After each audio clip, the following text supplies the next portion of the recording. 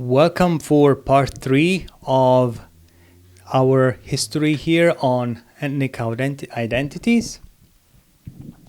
As we've seen last time, we have observed how different groups coming from the barbaric invasions in the Roman Empire, how they needed to change their techniques, their way to assimilate in the empire and becoming a group of people, and the phenomenon of ethnogenesis.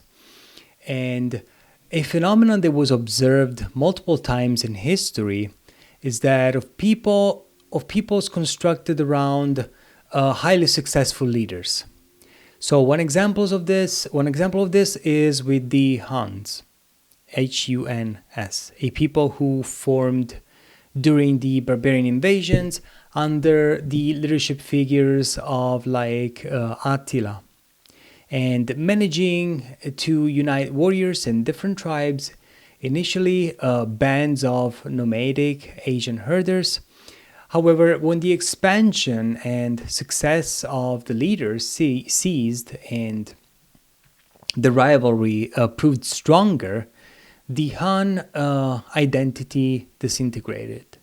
They did not disappear because they were all killed, but they disappeared because their political project became obsolete. So the figure of a leader was not enough to keep this group of people unified.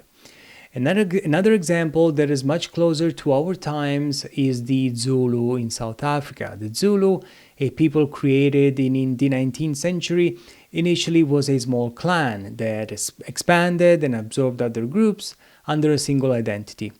This process led to the formation of a strong Zulu identity and about 12 million people identifying as such, as Zulu. The theme of Genesis and the formation of peoples and their identities is also interesting for today's audience, as it has relevance to our current conceptions of identity and conflict.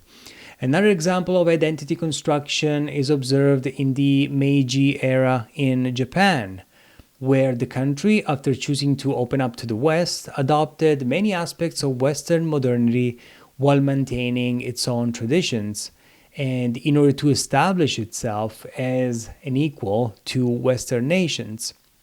In contrast, the Ottoman Empire, a multi-ethnic empire, attempted to adapt to changes without achieving the same success as Japan, demonstrating the difficulties faced by an empire with a great cultural diversity in asserting itself as a modern nation in a Western context.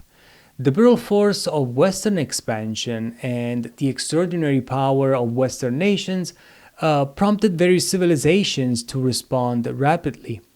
A notable example, as we've seen, the Meiji era in Japan, which until that time had remained almost completely isolated from the West, only using firearms in a limited manner. But after the mid-19th century, the Japanese government, through an authoritarian decision, chose to open up to the West and adopt aspects of Western identity while maintaining its all Japanese identity. So these reforms were implemented, such as a pyramidal education system, an army, and a modern judicial system, with the aim of being recognized as equals by Western nations. This approach led Japan to establish a parity with Western powers, eliminating special privileges for Westerners and allowing them to operate freely. However, Japan maintained a strong national identity with a push to preserve traditional values, such as Shintoism. In contrast, the Ottoman Empire, a multi-ethnic empire, attempted to adopt similar reforms and to respond to Western imperialism, introducing a civil code, compulsory military service, and an educational system that was similar to the Western model. But while Japan succeeded in integrating and maintaining its identity, the Ottoman Empire was a little bit unsuccessful under this point of view. Despite the Ottoman Empire's attempts to modernization, it faced more severe challenges in its evolution. With the build of nationalities, European countries, and while creating their national identities, they also felt the need to create a national anthem. Without a national anthem, one is not true, doesn't have a true nation. So the same applies for a flag, a currency, and so on. So each one needs to have these, there's a kind of symbology surrounded by the identity of nations, because you have a national anthem, you have a flag, and you have certain specific characteristics that may differentiate you from one from the other, and each one carries its own pride, its own culture, and all of the above. But the Ottoman Empire also made a strong effort to say, quote, yes, we are Europeans too, and we have all positive things that others have. But there is an identity that must be preserved. And this identity was arbitrarily represented in elements of clothing. And if we see, for the Ottomans, the fez was essentially invented. You know what is a fez? A red fez was the same one as other military groups used in Libya, for example. Thus, in the beginning of the 20th century, so the Sultan of the Ottoman Empire decreed that all public officials and military personnel must wear this hat. It was a hat which had not existed before. And it was originally a headgear that was used in Tunisia, and the Turks used turbans. So you see, nations found different ways to differentiate themselves, of course, because when you have your ethnic identities, you have your culture, how you can verify that? Well, you can verify that by your music, your foods, your languages, by your costumes, the way you dress. And all these people had symbols of all times that they carry with them. At the same time, they also specified that they want to be different from others. So the fez, the hat, special hat, was introduced along with a dark blue long coat, essentially as a type of military uniform, which became so characteristic of Istanbul's officials and military. That was called Istanbulin, I think, in Western languages. You can still find this term in some dictionaries. Now, what is particularly interesting about these reform attempts by the Turks, the 19th century reform attempts brought a truly multi-ethnic empire with the Turks, also multi-religious, though let's limit ourselves to a multi-ethnic empire, because when it's so vast, you have different tribes, different groups inside that they carry on their own microcosms of cultures and uses. So the population of the empire includes the Turks, the Kurds, with whom, as we know, the issue is still unresolved in this present day in Turkey, the Armenians, the Greeks, the Arabs, and others.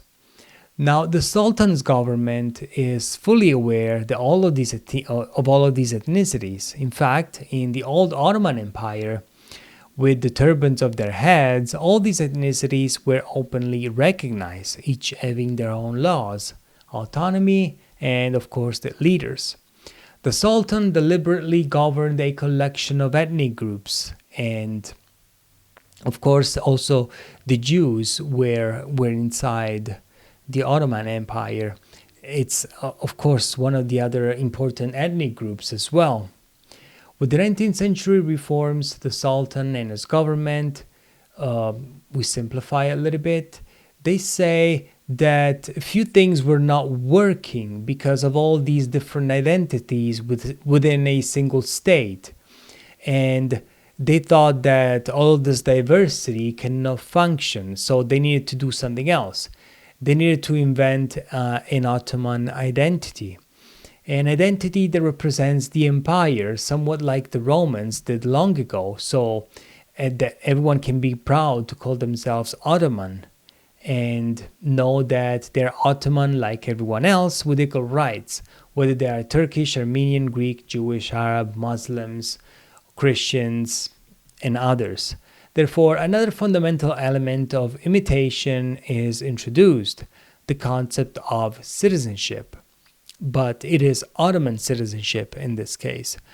Western powers sabotaged the 19th century reforms. The situation is very instructive because Western powers sabotaged this attempt at reform, and in particular sabotaged the attempt to create a supranational Ottoman Empire. In reality, Western powers such as England, France, and even Russia have no particular interest in the survival of the Ottoman Empire because it's such a vast empire.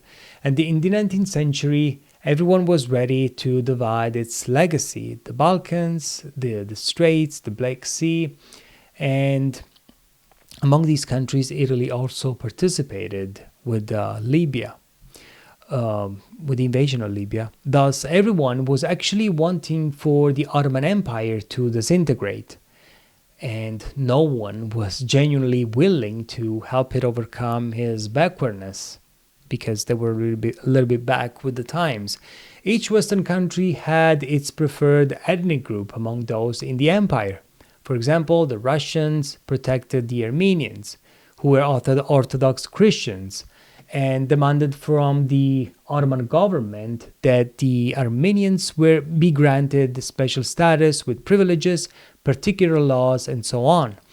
The French protected, for example, the Christians of Syria, the Maronites, who are still known today in Lebanon. At the time, the concept of Syria was much, much broader. In essence, Western powers supported the various nationalities within the Ottoman Empire, making each feel that it had a powerful protector outside and thus did not need to worry too much about adopting this new supranational Ottoman identity. There was more to gain by sticking to a specific ethnic national identity. The results are quite impressive, as we can see the consequences that continue to influence conflicts in our world today. We still carry them on. For example, in Lebanon, the conflict between Maronite and Christians, Druze and Muslims have been fueled since then. And at the same time, under Western protection, Jewish immigration to Palestine began, another phenomenon of enormous significance. This nationalism, somehow imposed by Europeans on the internal nationalities of the Ottoman Empire, also led to the conflict between Armenians and Turks, as the Turks viewed the Armenians as a fifth column for the Russian subjects not truly loyal. From this, as we know, arose a chain of atrocities throughout history on both sides, culminating in the tragedy of the Armenian genocide during World War I. The history of the Ottoman Empire is one of a desperate attempt to build a supra-ethnic and supranational identity in an era, the 19th century, that was not suited for these kinds of projects, in a time where almost all the powerful and advanced countries were convinced that what mattered was the nation, that states needed to be national, and that only living in a national state could provide a sense of security. Another example of failure is the Austro-Hungarian Empire.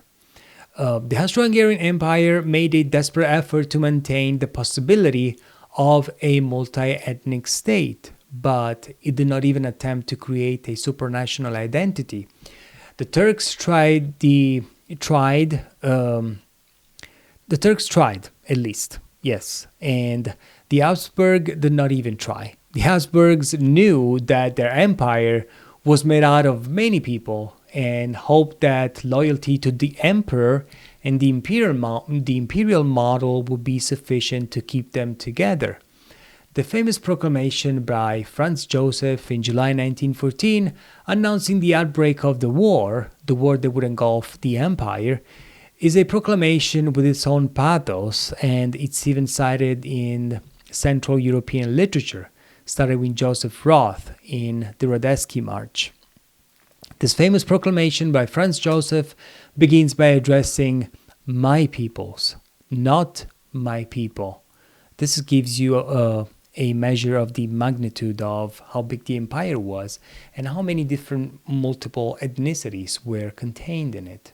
There is no Austro-Hungarian or Habsburg people. There are many peoples, and at that moment, keeping all those peoples together was unthinkable. Indeed, the empire disintegrated. The people went their separate ways, and each can decide whether what happened was for better or for worse.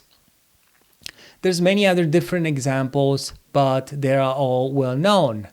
We'll just mention them to connect the past with the present or the recent past. The Soviet Union is another example of an attempt based on different ideological grounds to reconstruct a new identity, even a new man. And here too, ethnicities emerged. Yugoslavia is a comparable case. I would like to conclude by mentioning another example about which there's really no, I really don't know much, but what I have learned is instructive. The case of the Tutsi and Hutu in Rwanda and Burundi. After recent and even less recent tragedies, because since the 1960s, this country have a history of horrific ethnic conflict. Among the specialists, there is an unresolved controversy about the origins of the hostility between the Hutu and the Tutsi.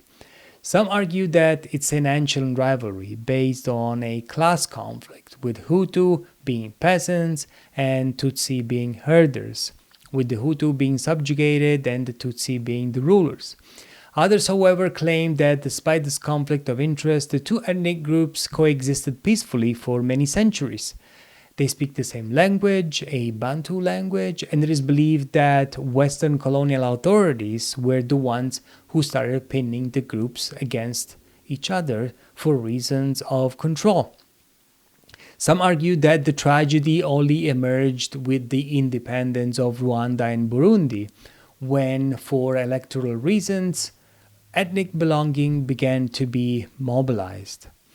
This would be a poisoned fruit of parliamentary democracy and elections, where political leaders found in this ethnic division a powerful weapon.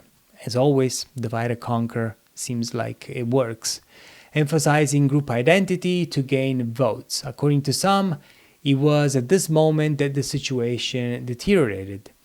The fact is that in both Rwanda and Burundi, the illusion was created that it was possible to build a new identity, a new solidarity among different ethnicities, where people could start saying, I am Rwandan rather than I am Hutu or I am Tutsi.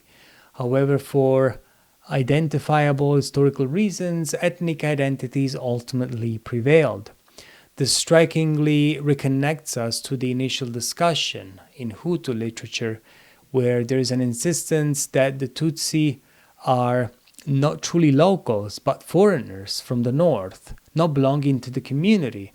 Not only are they not Bantu, but even though linguists say that they speak Bantu languages, but Hutu slogans claim that Tutsi are not Bantu. And if you remember what we discussed about earlier, saying they're not Bantu is equivalent to say they're not human. Indeed, this idea is taken to the extreme with the most ferocious propaganda. It's easier to pit people one against the other based on these little differences.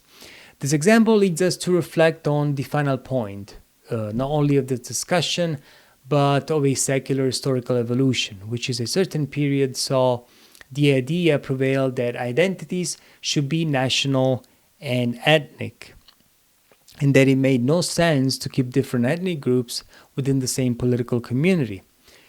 This was an axiom of our 19th century ancestors, which led the disasters of the 20th century. Perhaps we're now at the end of this trajectory, but it's not easy to predict what will come next.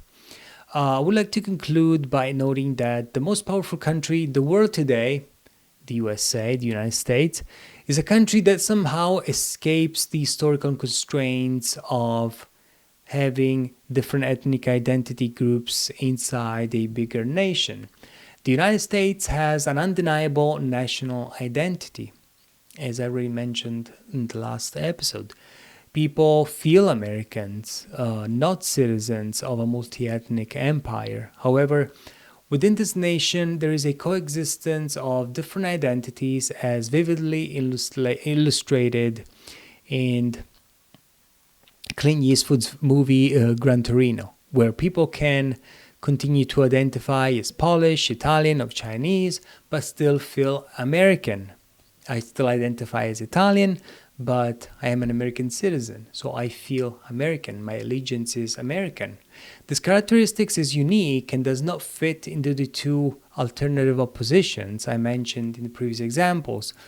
Perhaps this is not an insignificant reason for the historical success of the United States. The question we all ask is if Europe is also destined to create something similar. There were talks some time ago to create the United States of Europe. But this will be addressed by other historians much later in the time.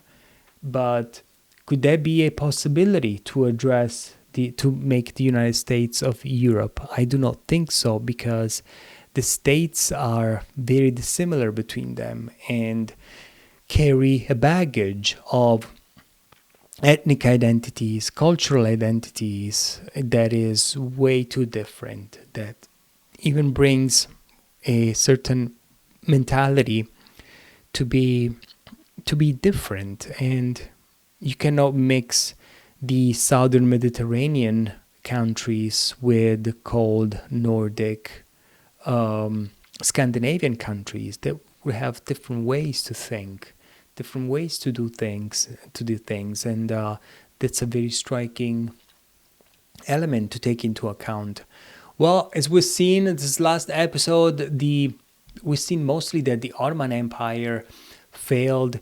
They had a giant empire, state, but it contained different ethnic identities, different groups which identified themselves with their own culture, their own creed, their own religion.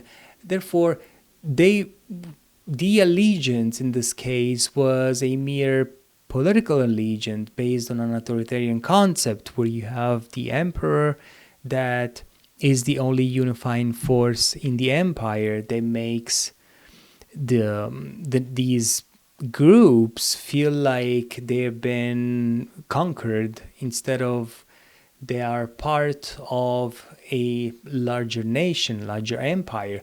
We also need to realize that at the government element, there may be different geopolitical challenges as well.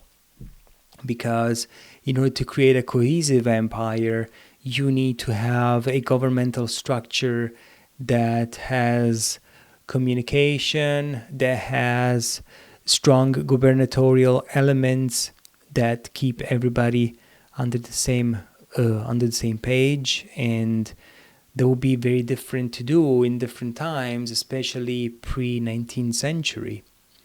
But as we can see here in the United States, even if we have different peoples coming from different parts of the world, the underlying element of, I think that we have a strong constitution. The Republic was founded on some undeniable principles of laws of man. Not laws of men. Laws are, men do not rule. Rules rule in this case. A country made of laws, not ruled by men.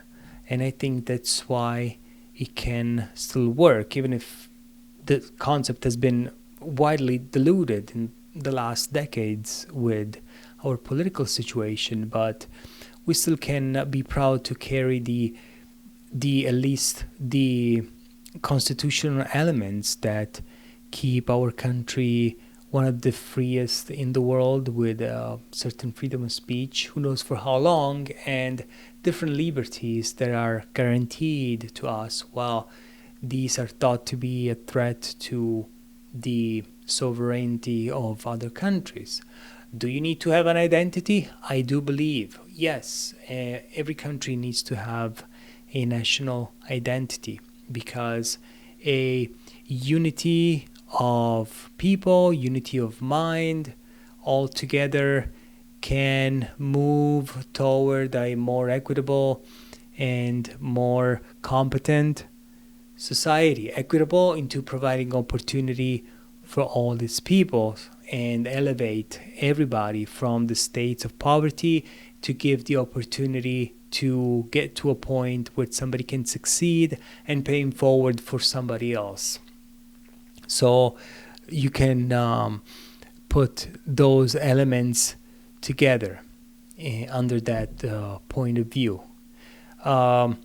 This concludes our third episode here. So we went from the prehistoric and tribal nature of ethnic identities, of having concepts of we, the people, with our names, we are the men, we are the people, to the concept of the identity of the Greeks.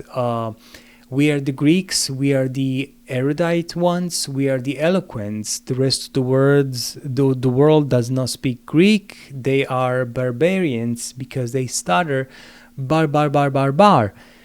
Then comes a new empire on the block, the Romans, that somehow felt so attracted by the philosophy of the Greeks, and still the Greeks considered them to be as the other, until they got conquered and the Romans acquired all these societal elements of the Greeks. Therefore, the Romans now were the Romans, and the Greeks included the Romans, and the rest of the world was considered barbarians. And until the Roman Empire created this giant empire that would stretch from Scotland to Iraq. Just imagine the magnitude of, with one emperor running everything. And it's been curious to see how throughout the immigration of the barbaric population that lasted for centuries, and they were incorporated into the Roman empires. And we've seen how the concept of being a Roman changed throughout the years, because if you were a barbarian, you could incorporate into Roman society up to become part of the Senate, be a legionary in the army, do service, fight for the Romans, and acquire your citizenship status and become a fully Roman. It was a concept that was unheard of back then to have. But that was also one of the greatest strategies in order to spread Christianity and have more people having a nation, having a religion. There were two elements that were really tied up together. Spread Christianity in the world, become a Christian, become Roman. They were two different things. And then we've seen how other experiments of creating unifying factors in bigger empires failed, like the Ottoman Empire, which during the same period they had different tribes and different ethnicities inside, and it was complicated because the empire was large, and for some reason the emperor alone was the only figure. I think when you put trust into men instead of a superhuman concept of togetherness, that's where you fail. If you put faith in a man, in a person, to be a unifying factor, or to rule with force, or to be addressed as a conquered person, instead of looking something that is for the common good. So that's why I think that they failed. So we see how different Ottoman cultures were utilized different garments. So you had the Sultanate. You have different religions also in it, and that's a huge part in having a ethnic identity, because they were wearing different clothes. And also we saw the example of how the Japanese, after being closed actually up to the 17th century, they were completely closed to the outside world.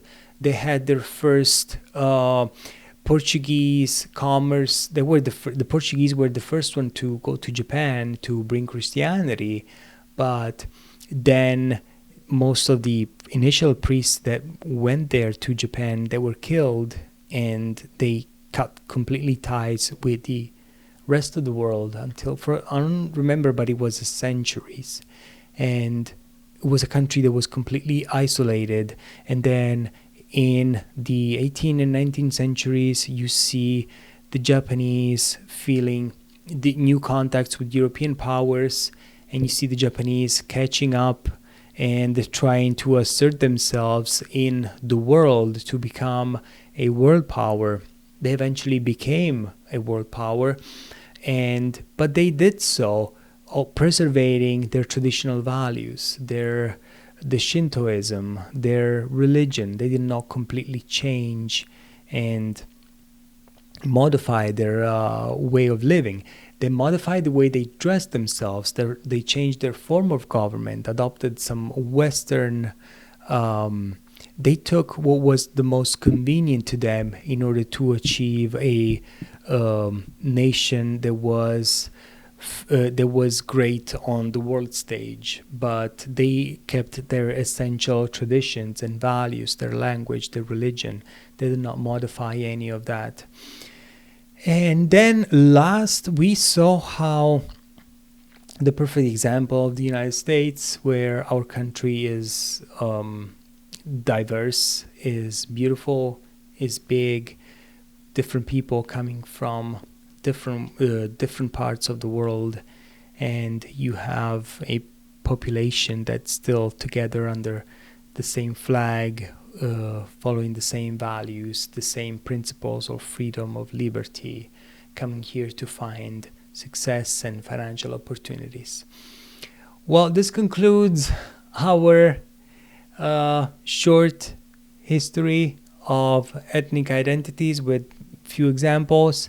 Once again, I take my material from lessons from Professor Alessandro Barbero from Italy. He's an expert in medieval history, and I really regard him as a great character, great person. I really admire his work, and I am presenting you part of his work here in these 3 lessons. Well, thanks for watching if you made it this far, and I will see you next time.